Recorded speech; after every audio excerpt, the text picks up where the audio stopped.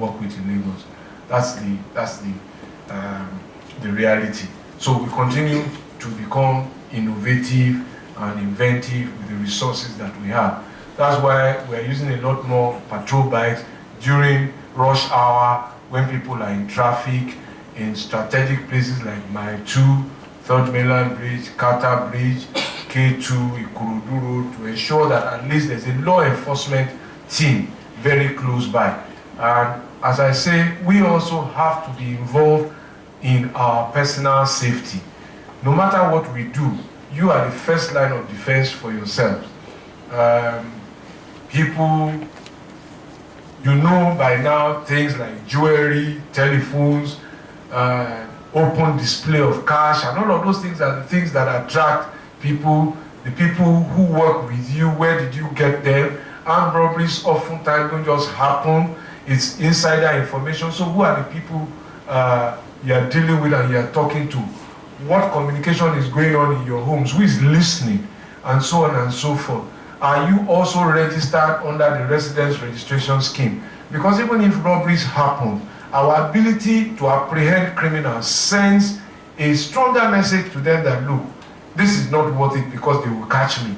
The data on the residence registration exercise will help us, and I continue to commend it to all of our citizens, so that we achieve a status where nobody is anonymous in our state. So it can become a reference line and all of those kind of things. So it's a work in progress, if you permit me to say that. Have we been affected by the impact of the insecurity in the country? By all means, yes. I mean, we can't be isolated from the whole of which we are a part. In terms of business, clearly, maybe more business would have come into the country, maybe would have come to our state. You will never know, but that is a reputational issue for us outside. Displaced people have found their way here. That is it. Quite aside from that, we have ourselves been attacked. You remember, I think it was 2 years ago, when about 14 suitcases filled with explosives were apprehended in Lagos. They were going to detonate them. So we had to take those people to court, prosecute them, and convict them. So in that sense, it also, it puts us on a higher sense of alert, one. It increases pressure by those who have come to look to this place as a safe, relatively safe haven, and so on and so forth. And then the whole country, if the whole country itself is not doing well, if there's an insecurity up north, it would affect us here. That's the truth. And that's why all of us must be concerned about what is happening there. Not because it has not reached us. It's as much of a problem here as it is there. What role will the state police play? I think it's only logical first that in policing, if you look at the ordinary meaning of that word, it is simply to look over, to man. And so when you look at the disparity in numbers alone, it tells you that if we increase the numbers by state contributions, there will be a defining difference as a rule. Then, you see, my little knowledge about crime and human behavior suggests to me that the more radical and dastardly crimes don't start overnight. They build from small misdemeanors. And we have lost the capacity to police small crimes. Women get raped now. When they go to the police station, the police officer is busy looking for somebody who has been kidnapped. He's busy chasing armed robbers, and then they see rape as something that women should tolerate. But the person who defiled a woman is likely then to attempt to kill her. Just last night, I think Channels was running a story of one girl, Moraine of Bilikis, who was savagely attacked by somebody who wanted or actually raped her. So, somebody who has extracted human blood is beginning to have a rethink psychologically about the value of life. So when you tell that kind of person, let's go and kill 2 more people, it doesn't mean any difference to him anymore. And local policing is the first place to begin to deal with those kind of issues. We have also seen the impact of the civilian JTF. So if they were constituted into a formal police system, they are closer to the people, they know their terrain. It will provide them the bulwark of intelligence gathering, which is what our neighborhood watch does here. They work with the police, provide intel. So that is when criminals are not spirits. But if you leave 30,000 people, or roughly about 500,000 people, to police 170 million men and women, you have a massive deficiency.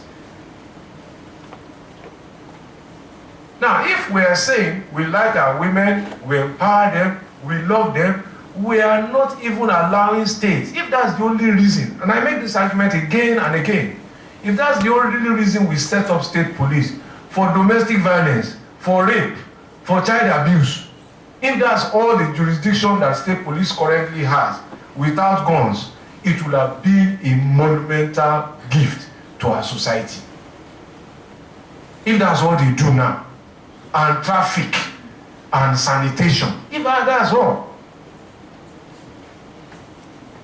But we can't continue to deceive ourselves that all is well and say, oh, no state police, politicians will use it. Then it means that politics is much more, if that is our biggest fear.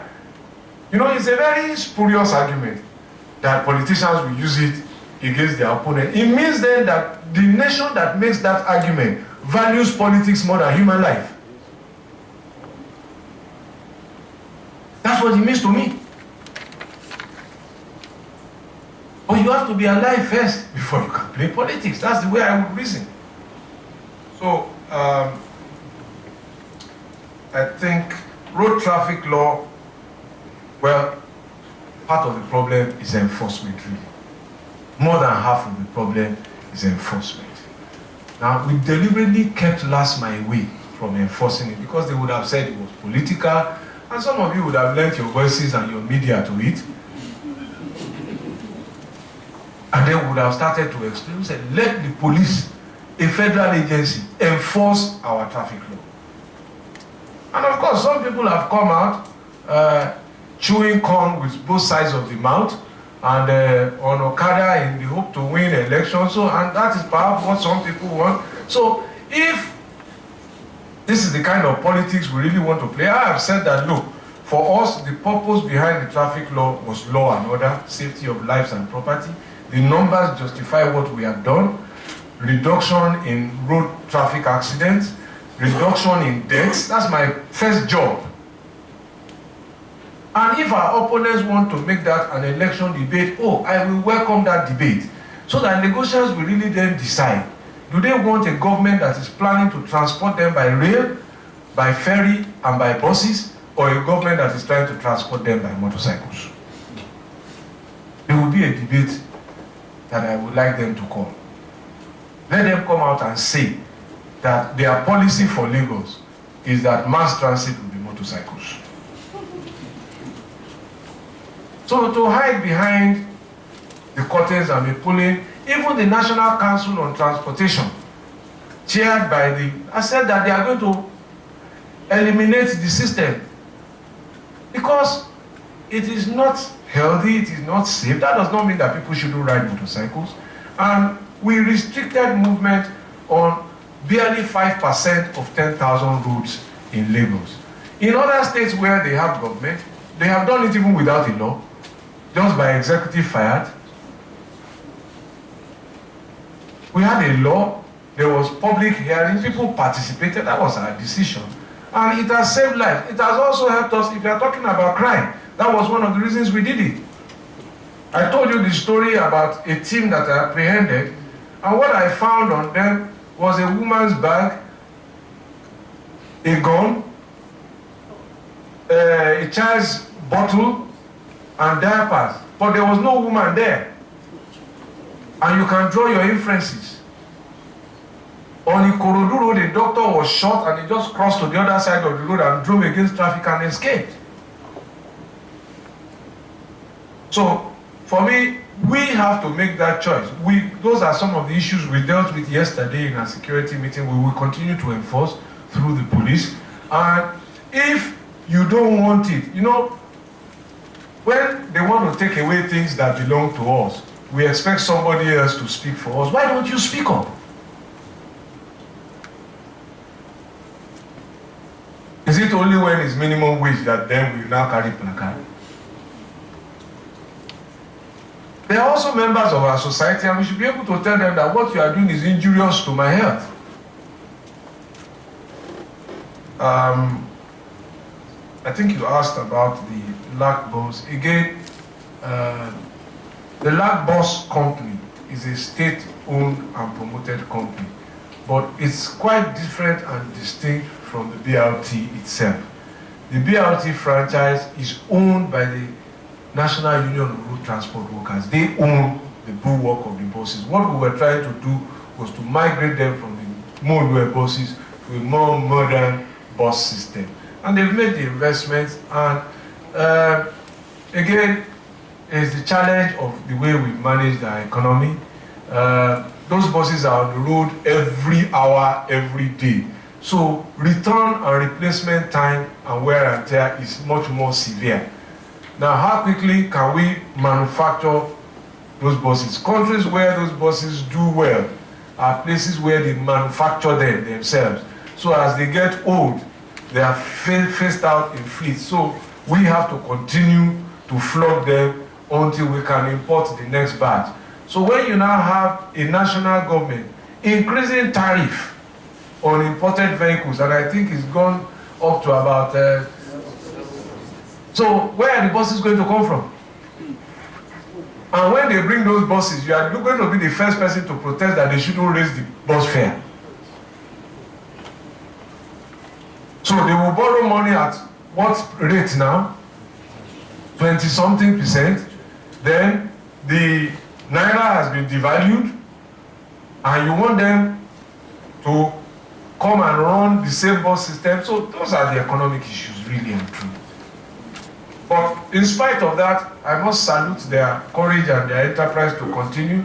I think in January, what we're doing now, private businesses, LAC bus is franchising out its rights to private businesses, and somebody has just brought in 400 buses, which will be injected into the system again in January. So it's a continuing, but there's a gap between the realities of our economy and the expectations that we want to see compared with what goes on in other parts of the world. So then I think that's it. So maybe we take Sukomi, Vanguard Adedoja from TVC, and Jesuton, if I get that correct. Thank you. In your opening remarks, sir, you mentioned about how your administration was able to tackle Ebola. Now, sir, if Ebola disease outbreak, if Ebola disease outbreak in the country is anything to go by, actually it has been politicized in many quarters that they're trying to gain credit to it. In your own words, in your own assessment, who will you give the credit of the containment of Ebola disease in the country to? Then secondly, sir, I want to believe it by omission. My colleague asked a question on Lagos Apapa Oshodi Express Road. Okay. So I want you, it doesn't mean that your administration has lost him and have to actually tackle the gridlock on Apapa Oshodi. And if not, what is actually the position of your administration on this, sir. Thank you.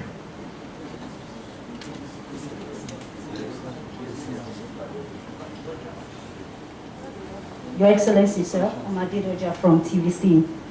My question is on scarcity of water in Lagos. I know your administration's efforts to cut this problem for the past 7.5 years that you've been in office. But then again, it's still a problem to solve this. I want to know why water is still very difficult, in Lagos homes today. And I'm aware of ADIO Water Works that is to provide 70 million gallons of water per day. My question is, when would that dream come true? And my second question is on Loma. Recently, the agency reviewed plans to convert the Olusoso site to a golf course. I want to know if it is in line with the mega city status. Say that again, please. The Olusoso site. Yeah, Loma. Loma plan to convert it to a golf course. I want to know if this is in line with the mega city status of Lagos. Thank you, sir.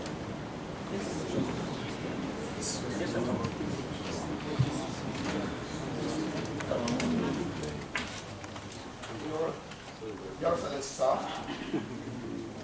Okay, I can hear you. I'm just to acknowledge for 20 years. Sir, nowhere in Lagos has captivated people's attention, both locally and internationally, when it comes to your efforts to maintain a clean environment than Oshodi. Oshodi became somewhere that everybody, in fact, gave you kudos for your efforts at making it a better place. But today, the situation is no longer the same way it was in the beginning. What is responsible for that, and what is your plan before the expiration of your administration? Okay, quickly, Oshodi, what did we seek to do in Oshodi? First, to make traffic flow. That was our objective. Secondly, to clean up the area. And in that way, consequently, reduce criminal activity. On those three objectives, we are still on the money. Traffic is moving, the place is cleaner, and crime is reduced. Now, perhaps when people tell me, there are many people now, there's traffic, I say, but you can't be the only one who will use the road.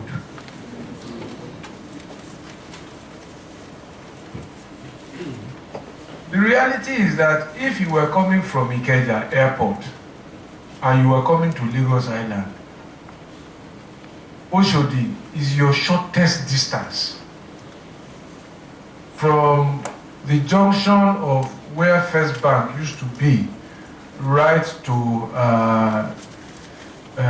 Jibowu Junction is 11 kilometers. It's a longer distance if you wanted to go through Airport Road, so you will be saving fuel. And you can't be the only one who has that kind of common sense. I want to pass that place too.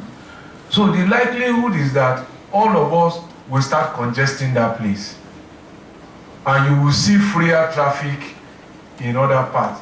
The thing to do now really is to imagine that we didn't do it. That is the real way to evaluate. Imagine that it didn't happen, that place was still unpassable. Where would that traffic have spilled to? It would have spilled somewhere.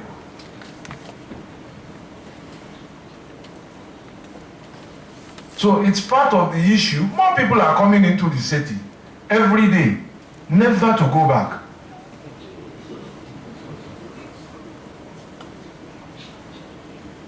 So if when we open, the people who had not passed there for 10 years started passing there and they saw the benefit, it becomes their favorite route. So it translated from the least favorite route to the most favored route. And you will see gaps in other sections of the city. That's what happens. So, like any new road, the day we first open it, is a drive-through. Come back there in 2 weeks' time when everybody has discovered it. And that's what happens. But we continue to manage and maintain it. And over this holiday, I think Public Works is also working there. Part of the problem again, the road is old, breaking up. And they are milling and resurfacing. Again, that's part of the problem. You can't shut down that road to say you want to rebuild it. Just like one of your colleagues has complained about 912. So this is the reality. So over the holidays, because Public Works was going to start, and I said, look, listen, let's see what happens over the weekend of the New Year holiday. If the road is lighter, see how you can walk at night, quickly mill, resurface, lane mark, and when they come back in the new year, it should be a better and smoother ride. Papa, let me go quickly to it. I think first the thing to understand is that tankers, where is the problem coming from? My responsibility is traffic management. That's my responsibility as head of this government. But where is the problem coming from? The problem is coming from tankers that want to take fuel. It's coming from containers that are discharging from the port. I don't manage the port, and I don't discharge fuel. So it will be inaccurate to say either we are not doing enough or we have lost the battle. The problem from the port is that vehicles that used to park in the port before have been driven out by the concessionaire. And they have to stay on the road in order to get inside the port and go and do their business. The information from within the port also is that there are not enough cargo handling equipment inside. So the turnaround time per vehicle is longer and slower. So anybody who puts that burden on us is really putting it on us inappropriately. It's a federal government problem.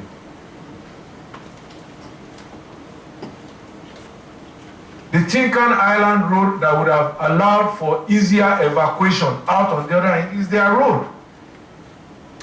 If they finish fixing it, it will bring relief. But let me be honest with you, for only a short time. No nation delivers that kind of cargo by road. There is no road that we can build that will last until we move all that cargo onto rail. So it's a federal problem. The rail tracks are there. The Europeans built them with minimum effort, a coordinated plan, and a political will, and clarity of purpose. We can move all of that cargo onto the tracks back.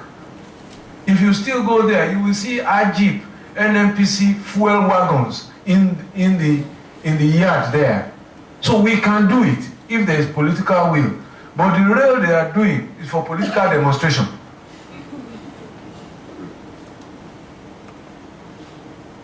That's the truth. Now, I think we should know these numbers. No less than 3,000 tankers enter that place a day, and at least 1,000 trailers. Now, what do the tankers come to do? Diesel, kerosene, petrol. Who is using them? You and I. Now, what are the trailers coming to do? Rice, fish, stockfish, vegetable oil, hamper. Who is moving them? For who? To where? To us. And that is not a bad thing in itself. So if you have 4,000 trucks per day in that location, any government that really loves its people should ensure that they move those things by rail, not on the road. It's even bad economics, because they've done that at Papa Road for many, many years. It will break up again like clockwork. And those of you who have traveled, how many times do you see trailer and container in the city? So that's really where the problem lies. The fact that it is moving today at all is a credit to us that we are making it move. We're trying to manage what is a very, very difficult situation. My heart goes out to the residents of Apapa and the businesses there and so on. But this is when you see that traffic, you are only seeing the symptom of a profound failure of port and oil distribution management, which is a federal responsibility. Undoubtedly and undebatably so. So I'm sorry I omitted the question. The Ebola, you see, it's not even, all of us must take credit as a nation, first of all, because the other option would have been unthinkable. Of course, I mean, every society has its heroes. The heroes are the health workers at state and federal level who work together to respond to this issue. And all of you who helped to agitate the consciousness and the information. I couldn't thank you enough. Print and electronic media still carrying the information, because we remain at risk so long as there is an infected person in any part of the world. That's the truth. But should we be scared? No. Should we be concerned? Yes. Is Ebola anything? Just another infectious disease, which has been with us as a people from before you and I got here. Human civilization has been a story of infectious diseases. Cholera, polio, smallpox, chickenpox, HIV/AIDS, Lassa fever, conjunctivitis, that are polio. So Ebola has come. After Ebola, another one will come. There is one, H1N something. Then there was another one in New York, anthrax. So all sorts, many more will come while we are here and when we have gone. It's the scientists that must never give up. The doctors must never, they must continue to fight it. Just like we send soldiers to war. Once there's any infectious disease, our scientists must go to the lab, understand the behavior. And that's why you will have the difference between vaccines and drugs. Drugs can cure diseases. Vaccines can provide preventive immunization against diseases. So some diseases will have no cure. So there will be no drug. But if you take, like polio, there is no cure for polio. So it's vaccination to immunize you. The wild polio virus lives in your body. But once you are immunized, you will not have the consequences of full-blown polio, which results in paralysis and all of those things, and sometimes death. Many years ago, 20 years ago, you would not shake a person with AIDS. They are living amongst us now. And we've developed a cocktail of retrovirals. Scientists are still in the lab looking for a cure. I think the last I had, something might come on stream in 2016 that might be the real silver bullet. So what goes on? Remain clean, hygienic behavior, constantly. Always, first line of defense. And that takes me perhaps to water, which is where there is water, there will be life. I think you need to know the story of Lagos Water Works. The main water works, Iju Water Works, was built, I think, in 1908 by the colonialists. And between 1908 and 1991, we did not build any major water works in Lagos. So almost 70 years. The intervention that was glorious that we had was during Alhaji Jakonde's time, when he built those micro and mini water works. So the next major water works was Adinyo Phase 1 that was built in 1991, I think, if I remember correctly. So between then and now, interventions again during Governor Tinubu's regime, and even some of the things that had been built before had not been maintained. So, do you want to build a new one? Or is the best way to go first to put back what you have and make sure it's working? Which was a combination of both. And then during my tenure also, so Oniko Water Works, Ikoyi Water Works,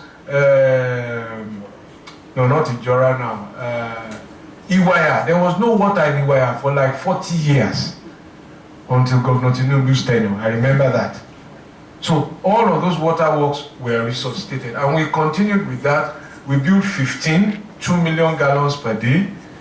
But now we see that, look, we've done a full stock taking with capacity that we have, and we see now that, look, we need to be more audacious and daring. Again, that goes back to the gentleman who was asking me about budgets and deficits. So you want to build a 70 million gallon per day waterworks. Not many African countries have them in the very first place. So it's brick and mortar. And if you go to Adio Waterworks, as she rightly pointed out, it will be finished in January 2016 if the time schedules are kept. But again, all sorts of things happen. Contract has foreign exchange and local component, all of those projections now, we really need to go back and look at the books. But the main water reservoir, the treatment plant are already being cast in concrete and setting up. The pumps are being ordered, but that is only one leg of the story. Taking water from Ugu River into the treatment plant, treating it, how do you get the water into the homes? So we have to build a pipeline of, I think, 250 kilometers to cover no less than 400,000 homes around Iju, Agege, Ifakojayi, Alimosho, and so on and so forth. Because those are the places where, although the pipeline from Iju to Iju Waterworks runs through, they never had water. When the Europeans built it, they just took the water and took it straight to Ikoyi.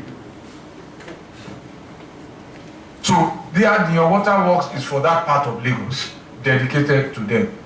Now, parts of Adion, it might interest you to know, is in Ogun State. So there are also issues I have to solve with my colleague in Ogun State who has been talking to, so that part of the water we ultimately produce there also will benefit the people of Ogun. So, but beyond Adion, there's Odumola, there's also Ishasi, and there's also Yewa. Our plan really is that by 2020, if we implement all these plans, we should be able to meet the measured water demand for Lagos. But that does not mean that everybody will have water. We would have met the measured demand. What it would then mean is that everybody must now learn to conserve water. Because without conservation, no utility works. Whether it is power, whether it is telephone, whether it is water, people must learn to conserve. You will see tonight, at around midnight, that it will be very difficult to get calls through. The reason is that all of us are going to be on the network at the same time.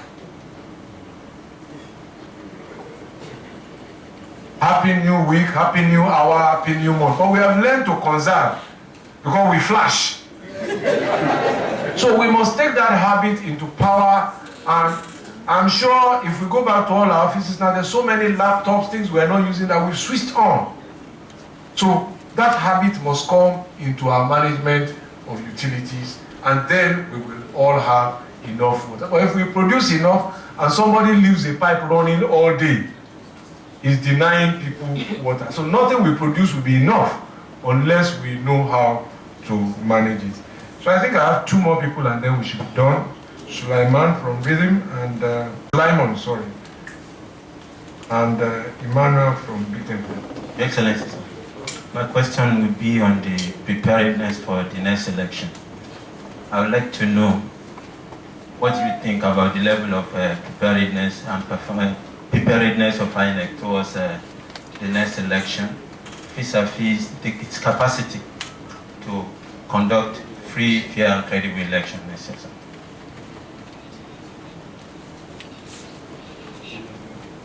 Your Excellency, sir, there's so much talk in the public space about the forthcoming gubernatorial elections.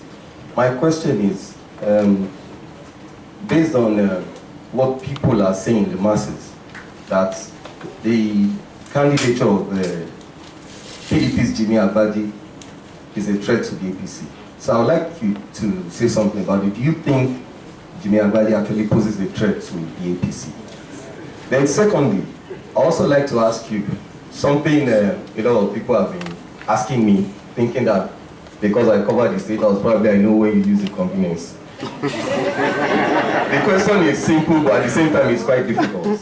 What do you intend to do after you leave office? And then lastly, the issue of the golf course.